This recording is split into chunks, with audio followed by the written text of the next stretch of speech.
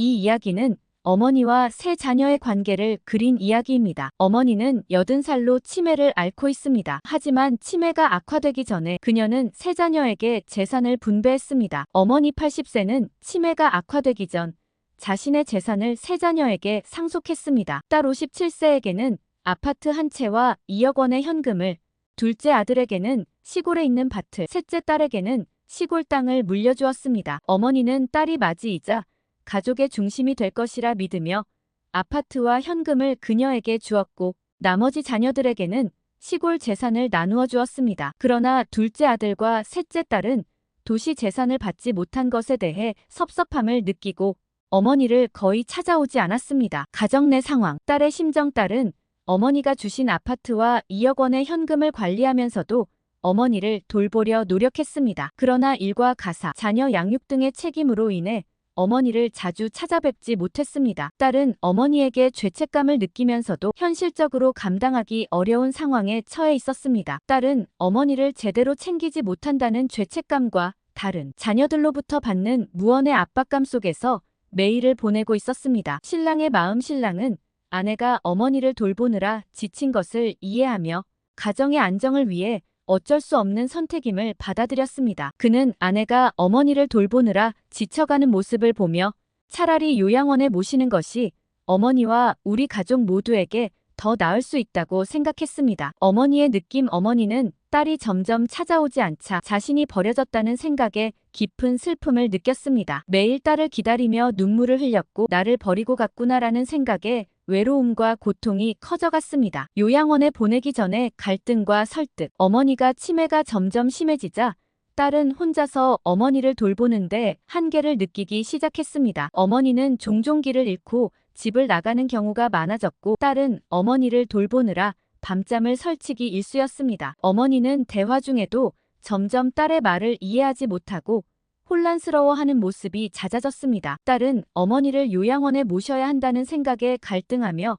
어머니와의 대화를 시도했습니다. 딸 57세. 어머니, 요즘 어머니 돌보는 게 많이 힘들어요. 저도 아이들이랑 남편도 챙겨야 하고 회사 일도 있어서. 어머니 80세. 내가 그렇게 힘들게 하는 거니 미안하구나. 하지만 나는 집에서 지내고 싶어. 딸 57세. 어머니, 요즘 자꾸 길을 잃고 나가셔서 너무 걱정돼요. 요양원에 계시면 전문적으로 돌봐주실 분들이 많아서 더 안전하실 거예요. 그리고 거기선 친구들도 사귈 수 있고 다양한 활동도 하실 수 있어요. 어머니 80세. 그래도 나를 여기에 두면 내가 너무 외롭지 않을까? 집이 제일 편안한데. 딸 57세. 어머니, 요양원에서는 전문적인 의료진이 있어서 더 안전하고 어머니가 좋아하실 만한 프로그램들도 많아요. 다른 분들과 함께 하면서 더 즐겁게 지내실 수 있을 거예요. 그리고 저도 자주 찾아갈 거예요. 어머니 80세. 그래도 나는 여기서 나가고 싶지 않아. 너무 두렵다. 딸 57세. 어머니, 어머니를 절대 버리는 게 아니에요. 오히려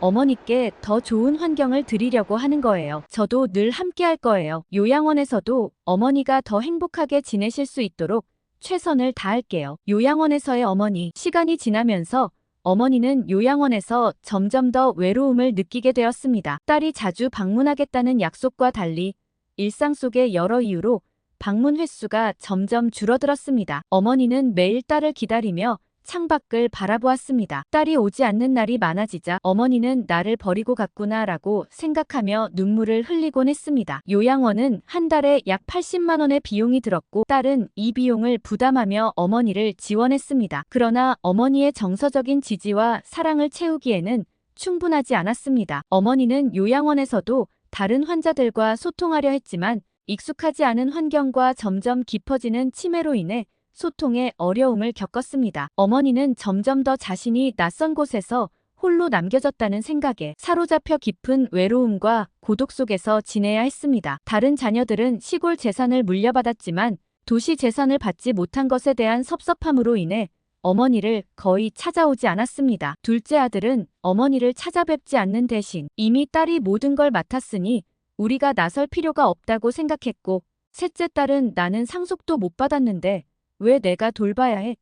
라고 말하며 어머니에게 더 큰 상처를 주었습니다. 요양원의 현실. 요양원에서의 생활은 어머니에게 점점 더 힘들어졌습니다. 매일 딸이 찾아올 날을 손꼽아 기다렸지만 딸은 바쁜 일상과 책임으로 인해 방문이 줄어들었습니다. 요양원의 직원들은 어머니를 돌보며 친절하게 대해주었지만 어머니의 마음속 깊은 외로움은 채워지지 않았습니다. 어머니는 다른 환자들과 친해지려고 했으나 익숙하지 않은 환경과 점점 악화되는 치매로 인해 소통이 어려웠습니다. 어머니는 시간이 지날수록 나를 버리고 갔구나라는 생각에 깊은 슬픔을 느꼈습니다. 결국 어머니는 요양원에서 깊은 외로움과 슬픔 속에 지내며 자신이 모든 가족에게서 버림받았다는 생각에 눈물 찢는 날이 많아졌습니다. 어머니의 마음속에는 가족들의 따뜻한 손길과 관심이 절실히 그리워졌지만 현실은 너무나 냉혹했습니다. 결론. 어머니의 재산을 상속받은 딸은 어머니를 돌보려는 마음은 있었으나